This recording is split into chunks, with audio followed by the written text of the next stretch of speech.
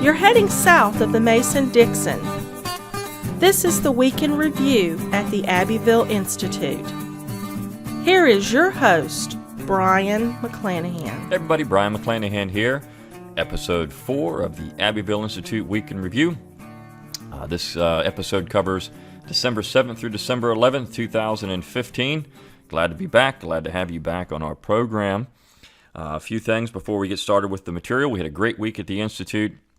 Remember, we've got a conference coming up February 26th and 27th, 2016 in Charleston, South Carolina. The topic is the PC attack on the South. We've got a great program on starting Friday night.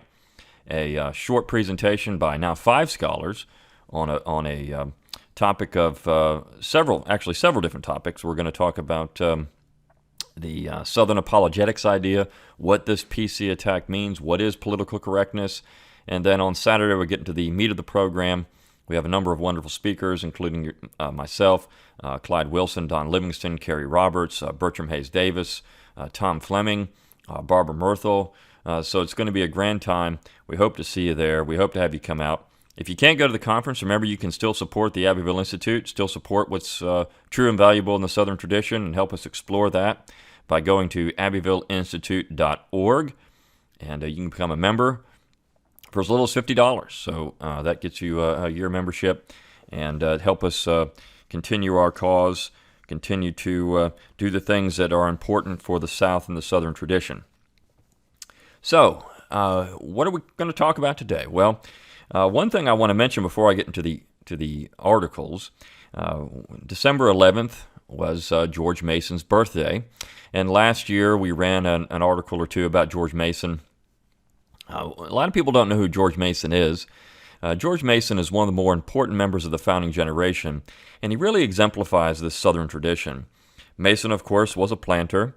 He was a man of the Virginia aristocracy, so to speak, and he was an important figure both during the American War for Independence and when the Constitution was going through the ratification process. He also served in the Philadelphia Convention of 1787.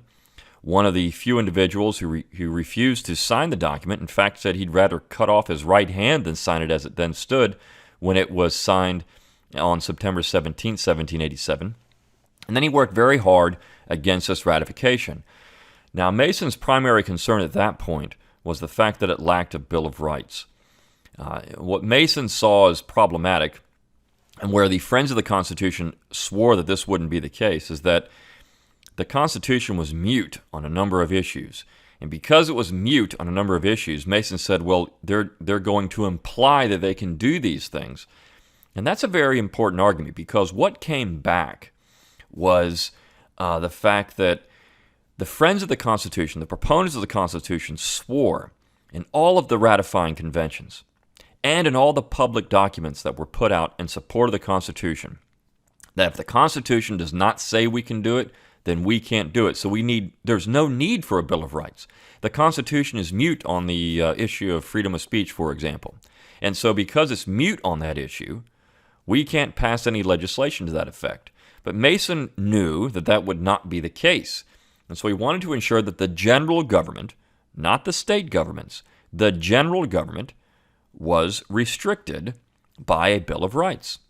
And so that's also something very important to consider, that the Bill of Rights only applied to the general government, not to the state governments. And this is why so many states worked very hard to ensure that the states themselves had a Declaration of Rights. Mason ensured that Virginia had one.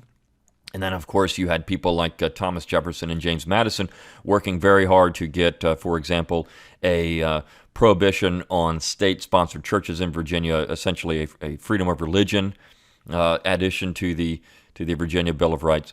So this idea of having a Bill of Rights and Mason being a firm proponent of it, and of course he argued against the Constitution, was going through ratification in Virginia. He, along with Patrick Henry, were the two big names that were arguing against ratification. So a very important individual. It's also important to note that Mason was a person who was opposed to slavery, and he thought that slavery was problematic in Virginia. He was an abolitionist, so to speak. He did free his slaves when he died. And Mason was very concerned in Philadelphia about the extension of the slave trade. because he thought that was the worst part of the entire system, and he was disappointed that the slave trade was allowed to continue to 1808. And he pointed out correctly that Northerners were very much behind this proposal to continue the slave trade. And it's also Mason who pointed out that one of the glaring problems of the Constitution would be that there would be a potential for what he called navigation laws. And he actually proposed that there should be an amendment that would require a 2/3 majority for passing navigation laws. Now, you might be wondering, what is a navigation law? Well, a navigation law is a law that says a law that allows for protective tariffs. So Mason was concerned that the North would pass navigation laws and essentially tax the South out of existence. And he was correct. So this is a nice example of the fact that here we are in 1787, long before you had the Tariff of Abominations in 1828 in South Carolina, long before you had any talk of protective measures in the Congress. Mason is saying this is going to happen. The North is going to get these protective tariffs, and the South is going to be harmed by this. So it's very clear that the South was concerned about tariff issues long before you had tariffs come to the fore in the Congress and became a major issue.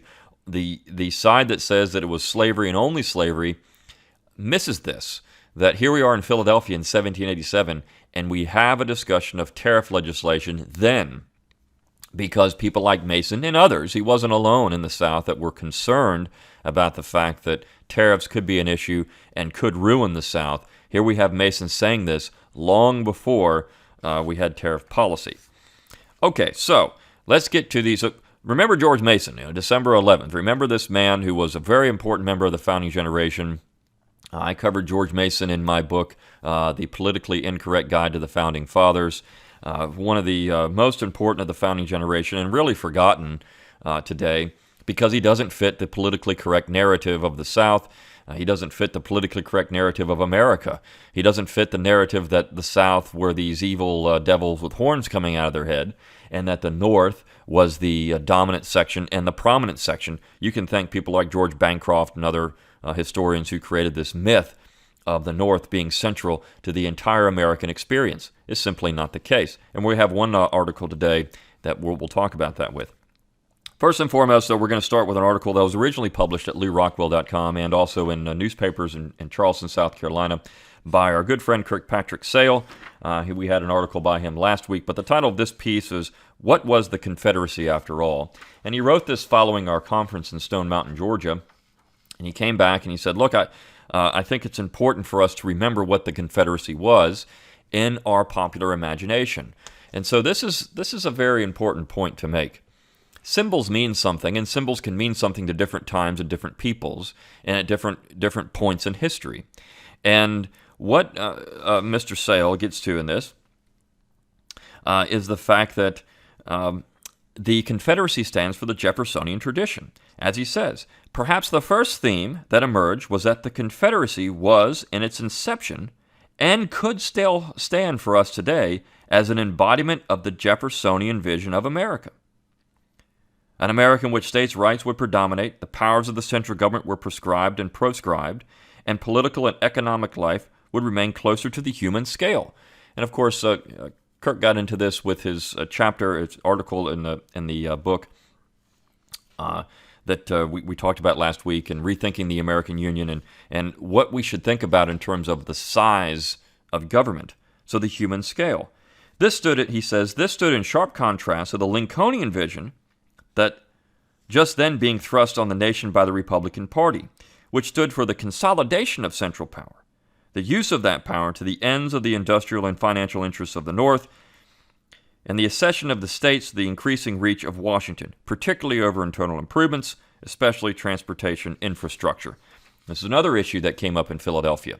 It's really interesting how the Pennsylvania delegation in Philadelphia was pushing for so many different things that were rejected and then later got put into the Federal Register of Laws through the General Welfare Clause. And one of those was a Bank of the United States. The Pennsylvania delegation wanted a central bank in Pennsylvania, and they were rejected in Pennsylvania. So when they couldn't get it in Pennsylvania, they wanted it for the entire United States, And when this was brought up in Philadelphia, it was rejected. You can go back to the debates and find it. And the idea was that we'll use it through the General Welfare Clause, and it was rejected in the convention because you couldn't do that. You couldn't charter a corporation, and you couldn't have a central bank. Also, you couldn't have roads and canals and other things. This was also brought up by the Pennsylvania delegation. Can we build roads? Can we build canals? No, you can't, because there's no power in the Constitution that authorizes Congress to do this.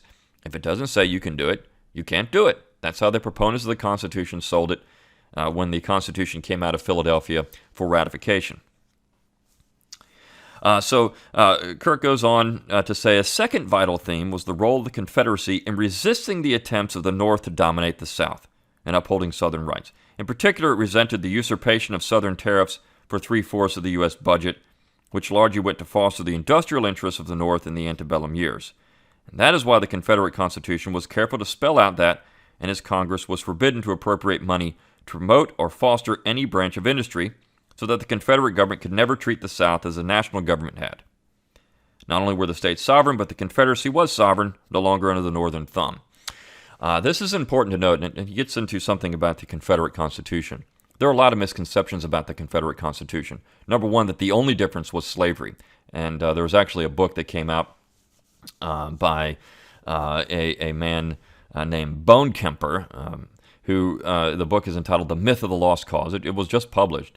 And he said this. It's Edward Bone Kemper is his name. And he says that the only difference between the Confederate Constitution and the U.S. Constitution was slavery. That was it. All the other things were just minor. This is just not true. There were substantial differences between the U.S. Constitution and the Confederate Constitution. And if you want to read a great book about that, read Abbeville scholar Marshall DeRosa's book on the Confederate Constitution of 1861. He goes through line by line and points out the differences between the Confederate Constitution and the U.S. Constitution. We also had a great article about that by Vito Musamelli, who points out or discusses slavery in the Confederate Constitution and other points of difference between the two documents, the U.S. Constitution and the Confederate Constitution. Mr. Musamelli was a lawyer, and he has a great legal mind and one of our writers for the Institute website. And so Kirk concludes that all that explains better than any monument can convey the reason that so many Southerners of military age are ready to sign up for a war of resistance to Northern invasion, unlike Northerners who readily avoided service and forced the Union Army to rely so heavily on foreign mercenaries and black regiments. It explains also why today there are still so many people who invoke the memory of the Confederacy and the principles for which it was formed. It may have served to perpetuate the sin of slavery, which after all was the basis of its prosperous economy, but it stood for far more than that. It stood for values that are worth having, statues and memorials and street names and ceremonies for. It stood for that Jeffersonian tradition, which Kirk doesn't say. He said it earlier on, but that's what these symbols mean now. This idea of self-determination, resistance to central authority. This is why people fly the flag today. It's not so much and I'm sure there's some morons out there who fly it for other reasons, but to most who fly that flag, it means Jeffersonianism. It means resistance to central authority. It means something real in the American tradition.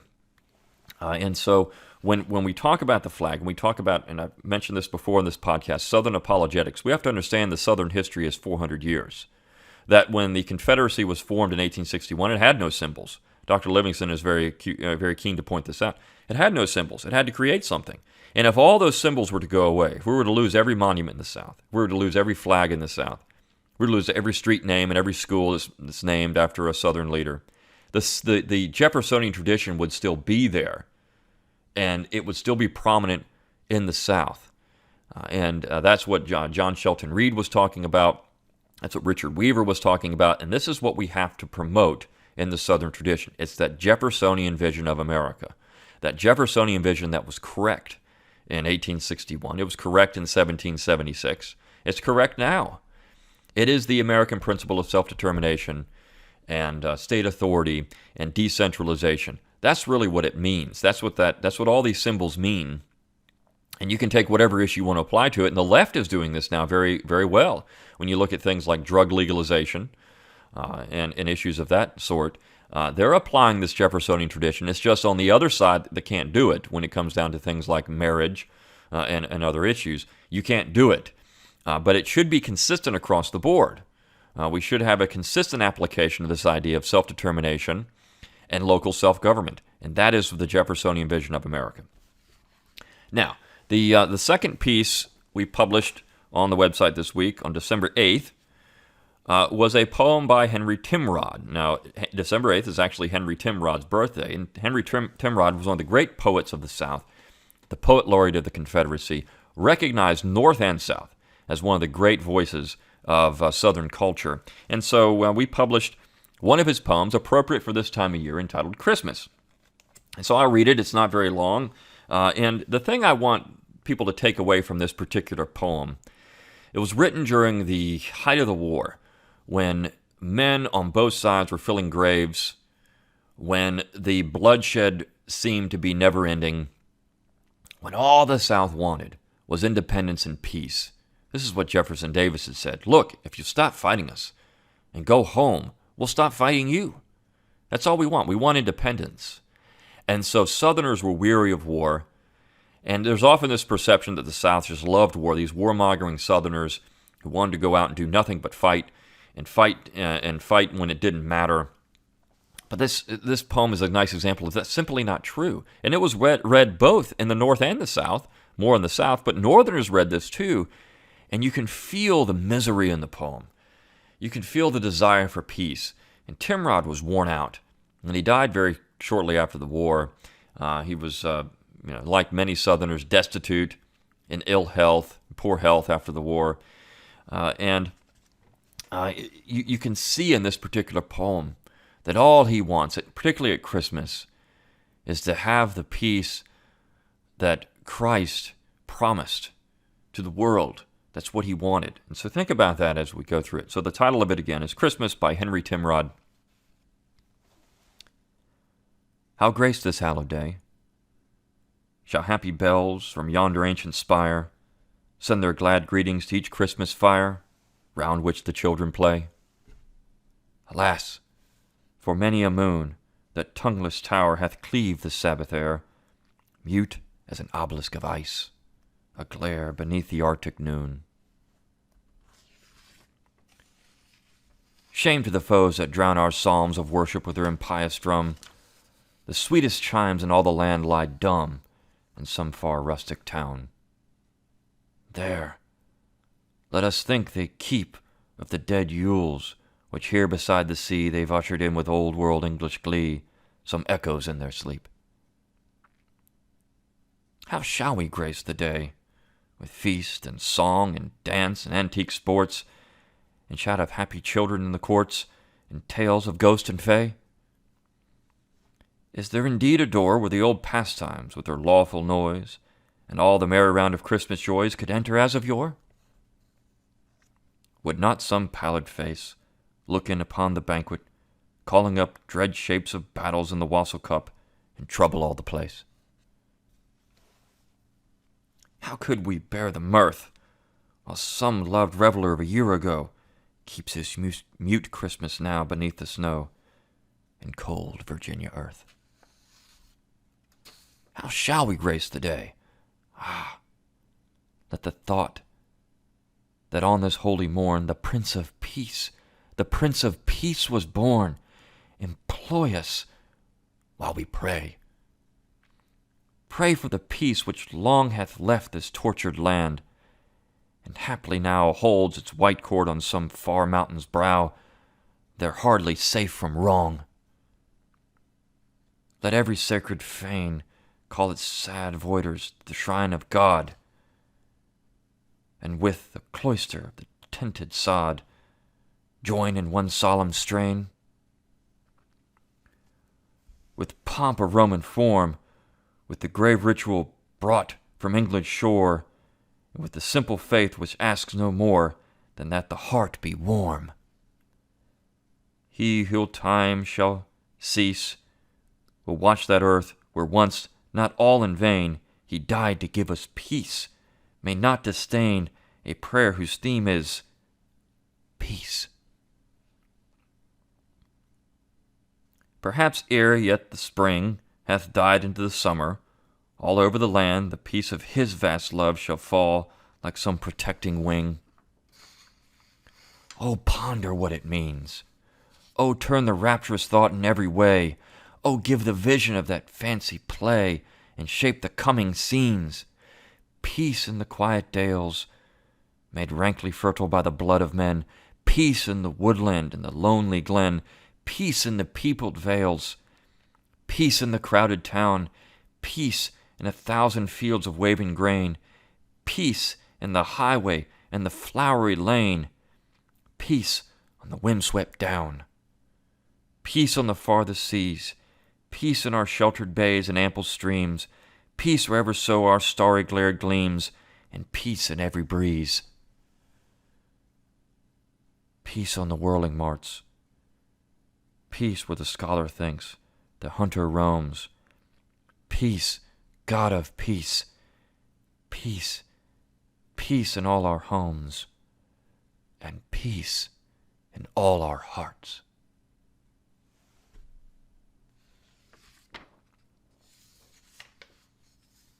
On Wednesday, we published another piece by Clyde Wilson at the Clyde Wilson Library. This came from a book review from 1990, and it was reviewing a book by the great historian Jack Green, a great colonial historian and constitutional historian Jack Green. The title of the piece is The Virginia Roots of American Values, and the book being reviewed is Pursuits of Happiness, the Social Development of Early Modern British Colonies, and the Formation of American Culture. And so Dr. Wilson discusses how Virginia was central to this idea of what is America, and how the first permanent colony was, of course, Jamestown, and how Virginia really defined what it was to be America. And he's saying that Jack Green says the exact same thing, and this is true. Jack Green's discussion of the constitutional crisis of the American War for Independence is one of the best interpretations of the war, that it was this conflict over the meaning of the British Constitution which led to the American War for Independence. And he's getting into the idea that it was Virginia, not New England, that really defined what America was. And Dr. Wilson says, the second part of the thesis, more interpretive than descriptive, postulates that though the American culture that developed in 1775 was a result of the powerful convergence of all four mainland regions, the norm and central model was Virginia. The New England model of society, the given of American historiography, was, in fact, on the decline in every sense, even in New England. Rather than an industrious and cohesive New England diffusing civilizing values throughout the rest of the American hinterland, the predominant flow of values was the other way around. The Puritan model of Massachusetts, Connecticut, was a backward-looking enclosed system not really adaptable to American circumstances. Put another way, Americanization meant Virginianization, not Bostonization. The Virginia and not the Massachusetts conception of the good society provided the core of American values. And that's correct. If you look at, and of course, David Hackett Fisher wrote a wonderful book on this, Albion's Seed. If you look at the four British folkways that dominated America, the Cavalier vision, and of course the Celtic vision, which later was added into that, really became the dominant strain of what it meant to be an American. Boone and Crockett were Celtic. Andrew Jackson was Celtic. George Washington and Thomas Jefferson were Cavalier. And so that was the strain of thought that really dominated America through all of the years leading up to the War for Southern Independence.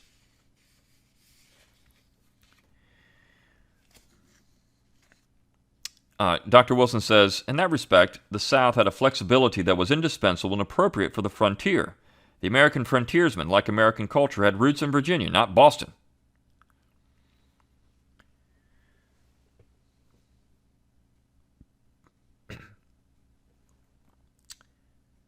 Consider the rude but real chivalry of Southern frontiersmen like Colonel Boone and Colonel Crockett, or as late as the early 20th century, the gentlemanly individualism of the Virginian in far-off Wyoming. On the other hand, while New England communal values did have, then and now, many constructive fruits, in some contexts they provided for a gentler, kinder America, they can be overrated. One should look into the conditions in the New England merchant and whaling fleets and the number of pious Massachusetts sea captains who engaged in the Africa to Brazil slave trade right up to the American Civil War.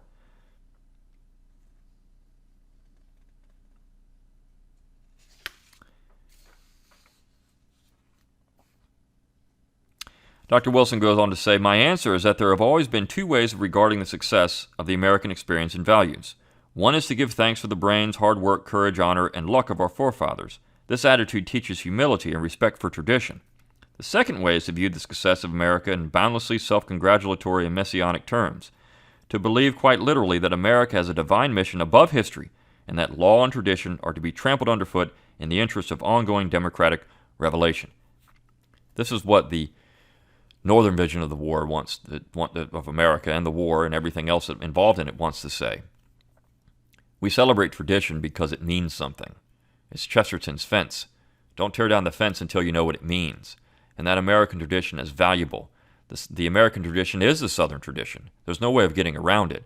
Historians have recognized this for years. Good historians have. Bad historians point to the North and say, well, this is the American tradition, and it's not, in any way, shape, or form.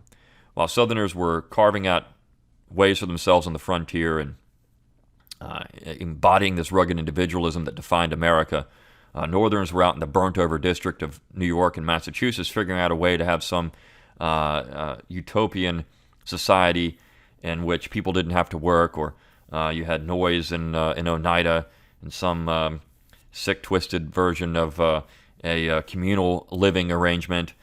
You had people figuring out how to have some type of reform and force everyone else to live like them. Southerners didn't care about that. They didn't care about the city upon a hill idea of America. It wasn't that. They were living a way that they thought other Americans should live, and if you wanted to live like them, fine. If you didn't, just leave them alone. This is what Reed was saying last week. And they were showing what society could be like in a way that wasn't imperialistic, whereas the North was culturally imperialistic.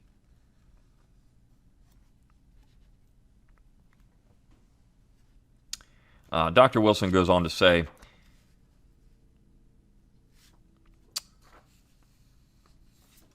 he talks about Bancroft, George Bancroft, who was the great New England historian, at least great in terms of reputation. He says, Bancroft assumed to pose as defender and interpreter of Jeffersonianism and Jacksonian democracy, for which he was in no way suited. Once democracy had triumphed in spite of New England, he reinterpreted it to fit a New England model. I can make my point perhaps by taking note of the achievements of Bancroft's 20th century disciple, Arthur M. Schlesinger, Jr. In what many regard as the classical interpretation of Jacksonian democracy, Schlesinger took a few highly untypical Northern intellectuals, and by literary power and ideological unity made them into the norm. He says, I do not mean to underestimate the symbolic power of democratic messianism. It runs a good deal broader and deeper than its publicists, in part because Bancroft managed to link it to the Union cause of the Civil War, although indeed the Union cause could not be and was adequately sustained on other grounds. Consider that the Republican Party is now overwhelmingly Western and Southern conservative populist, and that the New England is a hopeless minority in American politics. But such is the power of symbolism that recently both parties adopted a New Englander as their presidential candidate. Whatever this is, it is not my kind of democracy, not majority rule. The Virginia model, despite slavery, was not only more important and more valuable and more truly the source of the better American values, it was also more democratic. It provided the possibility of consensual majority rule and a great deal of individual liberty of the right sort. The competing party did and still does regard democracy not as majority rule, but as a code word for themselves, the vanguard of inspired carriers of democratic revelation, out to impose a sublime will on an unwilling people and a recalcitrant reality.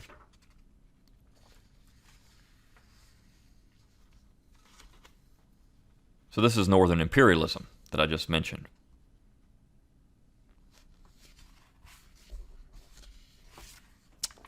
Now, on Thursday, we published a piece by the late, great Tom Landis, who was taken away too early from us. I wish he was still around to write things like this. But this piece was published actually in the middle of the 80s in Southern Partisan magazine, and the title is The Dark Side of Abraham Lincoln. It received a lot of traction on the website. And, of course, anything about Lincoln does. In my forthcoming book, 9 Presidents Who Screwed Up America and 4 Tried to Save Her, I actually include a chapter on Abraham Lincoln for this very reason, as Landis gets into in his 3 points about why Lincoln is a bad guy, why Lincoln is so reviled in the South. And, of course, he says there's a mythic Lincoln that doesn't exist, and there's 3 reasons why we should not revere Lincoln like we do. And his first point, is Lincoln was the inventor of a new concept of union, one that implied a strong centralized government and an imperial presidency, a union that now dominates virtually every important aspect of our corporate life as Americans. This is very important. Lincoln is a transitionary figure. Now, he wasn't the first to do this. I have to say that would go to Andrew Jackson. And Jackson, unfortunately, and even though I really admire George Washington, I think he was a great man, the indispensable man, the greatest American hero, while he was president in his second term, he was too beholden to Alexander Hamilton, and he made 2 mistakes. And so I think that we should be critical of Washington for that. One is the Whiskey Rebellion, the other is the Neutrality Proclamation, because they both violated the Constitution as ratified. And Jackson simply channeled Washington during the nullification crisis, and then Lincoln simply channeled Jackson during the crisis that led to the War for Southern Independence. And this idea that the executive can simply legislate from the executive office, which is what Lincoln was doing.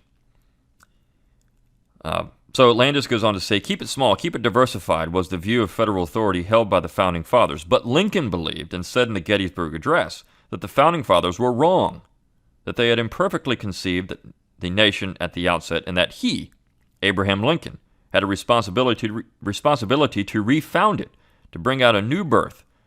What he meant by this new birth was the emergence of a strong centralized government which had the will and the power to impose a certain conformity on its membership.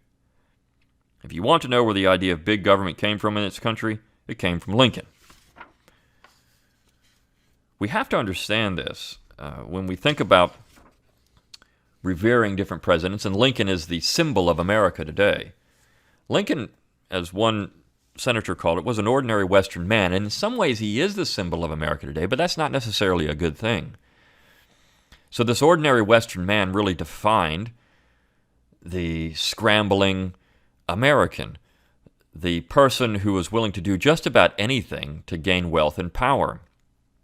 That's not the Southern tradition, clearly. I mean, Lincoln was born in Kentucky, but he was a Western man. And there was this egalitarianism in the West, and there are many people who had that view even in the South. But Lincoln was an opportunist, and he was a nice example of how people choose party over principle and choose party over good government. Lincoln was not someone to admire in that way. And one of these days I'm going to sit down and write this idea of the ordinary Western man and carry that theme out. But that's what Lincoln was, the ordinary Western man. And that ordinary Western man has become the symbol of America. In some ways that's a good thing, but in many ways it's not, because you forget that earlier tradition that was the antithesis of that. Landis goes on to say, yet Abraham Lincoln, in his attempts to refound the Republic, completely transformed the nature of his office, appropriating to it not only powers specifically and exclusively granted to Congress, but also some powers forbidden to any branch of the federal government, which is entirely true. His second point, Landis makes a second point why we should not like Abraham Lincoln. Lincoln's skillful use of egalitarian rhetoric has given Northern and New South historians the argument that the war between the states was fought solely over the question of slavery, rather than over a number of interrelated issues, none of which in itself could have led to secession and war. Very important. So Lincoln was a great speaker, great public speaker, rhetorician, and so he was able to use words skillfully to defend a certain position that has now been adopted as gospel, that the war was about slavery and only slavery, and that there were no long-standing issues that led to the war. There was no difference between the North and the South except slavery. And if you go back and look at the historical record, this is simply not true. A lot of things could be tied to slavery in the South, but Southern culture was not created by slavery. Southern culture was not born from slavery. Southern culture existed before slavery, African slavery in the South, and existed after African slavery was over. Southern culture was more than just race and slavery. Landis goes on to say, now, of course, historians of a certain stripe are able to say that this was, slavery, the true cause of the North from the beginning, or anti-slavery, forgetting the myriad considerations that preoccupied 19th century Americans, including tariffs, the rise of rapacious industrial economy, and the political principles of the day, which included a devotion to state more than nation and a fierce commitment to the idea of self-determination, the Jeffersonian tradition.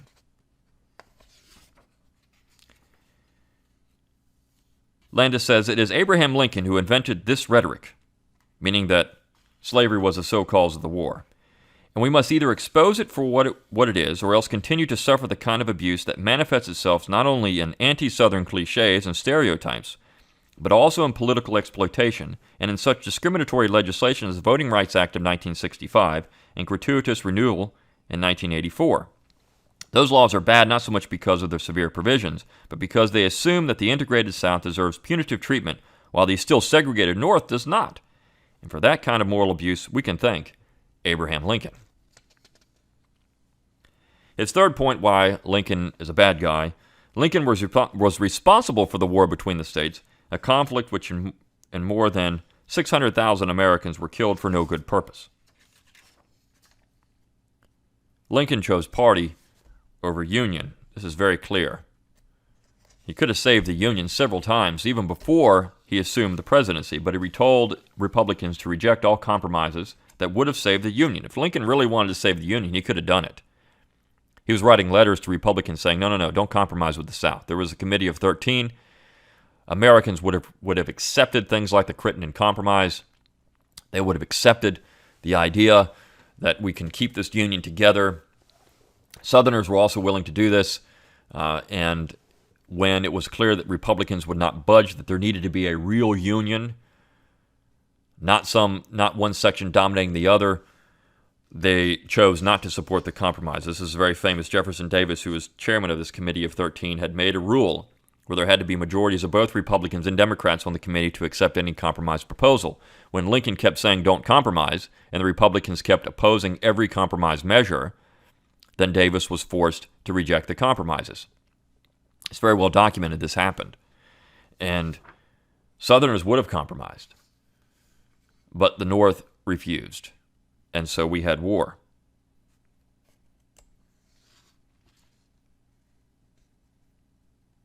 Landis concludes, yet in a way, Lincoln, is indispensable to us as a reminder that in the ruthless expansion of government, our lives are diminished with each new acquisition of power. Today, 120 years after his death, there is no conceivable end to the enormity of government and the consequent paucity of our individual lives. Lincoln, to Landis, is at the heart of this, and he says, and this is why we don't like Abraham Lincoln. For those that complain about big government, oppressive government, you have to put Lincoln into the group that created this problem. You can't get around that. Finally, on Friday, we published a piece, A Brave New World in the South. And it's a very short little blog post about some things that are going on in Southern University of Tennessee, following the terrible event in California. The University of Tennessee put out a policy. It was from the Department of the Department Tennessee Office of Diversity and Inclusion at the University of Tennessee, and every university has one of these now.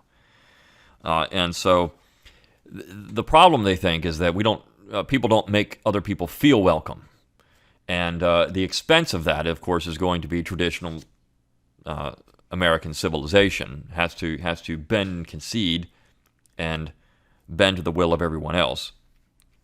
So Bill Wilson, who's a professor of religious studies, or emeritus professor of religious studies at the University of Virginia, wrote a little introduction to this, and it's a paragraph, so I'll read this. He says, the Abbeville Institute was founded over a decade ago to preserve and defend the South, her traditions, literature, history, arts, and faiths. Recently, we came across the memorandum below from the Student Affairs Office at a major Southern university. The officers who wrote it assume that the elements of culture we defend are admissible to community and destructive of human fellowship. They say that they champion diversity and inclusivity, but this is a poorly disguised lie. For without heritage, culture, religion, and tradition, we are a monochrome society, the opposite of a diverse people. Without true culture, we will become what they admit inadvertently is the memorandum to be their real true goal, a people of functioning workplace relationships. And don't be fooled by the invitation to bring ethnic food items. Exotic meals and all other externalities of international culture are fine with those people so long as all of us are the exact same underneath it all. For who are you if you have left your metaphysics at the door? Calling the memorandum suggestions is another lie. Their do's and do-nots are commands.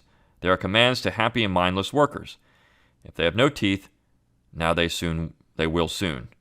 What is to stop them if the people have no faith, no heritage, or convictions?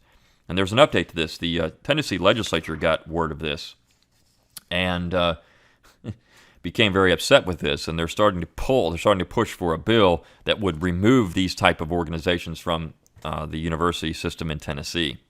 So things this memorandum put out, they say, in addition to consulting our culture and religious holiday calendar, when selecting a date for your event, we encourage you to implement the following best practices for inclusive holiday celebrations. Holiday parties and celebrations should celebrate and build upon workplace relationships and team morale with no emphasis on religion or culture. Ensure your holiday party is not a Christmas party in disguise. Consider having a New Year's party include decor and food from multiple regions and cultures. Use it as an opportunity to reinvigorate individuals for their New Year's goals and priorities. If a potluck-style party or celebration is planned, encourage employees to bring food items that reflect their personal religions, cultures, and celebrations, as long as they're not Christian or Southern. Use this as an opportunity for individuals to share what they brought and why it is meaningful to them. If sending holiday cards to campus and community partners, send a non-denominational card or token of your gratitude. Holiday parties and celebrations should not play games with religious and cultural themes, for example, Secret Santa. If you want to exchange gifts, then refer to it in a general way, such as a practical joke gift exchange or a secret gift exchange. This is stuff that you really can't make up. This really is straight out of George Orwell's 1984. And this is what we're coming to in America. And this is the PC attack on the South. It's not just an attack on the South. It really is on Western civilization and the American tradition. If you're interested in trying to prevent this, learn how to defend the South and the Southern tradition. Learn Southern apologetics. We will talk about it in Charleston in February. Come on out to that particular conference. We want to see you there. We'll talk about the Southern tradition, the 400-year Southern tradition, not the 4-year Southern tradition. That what was going on from 1861 to 1865 was an extension of the Southern tradition, which had been there since 1607. Learn about the South. Support our mission. Support our cause. Learn what is true and valuable in the Southern tradition. Immerse yourself in the Southern story, because that is the American story. It was the American story. The South personified America and what it meant to be an American for much of its early history, and even after. That's just simply been lost over time, and this is a travesty, because as we lose that, we lose America. We lose what it means to be an American, and we do so at our own peril. Until next time, good day.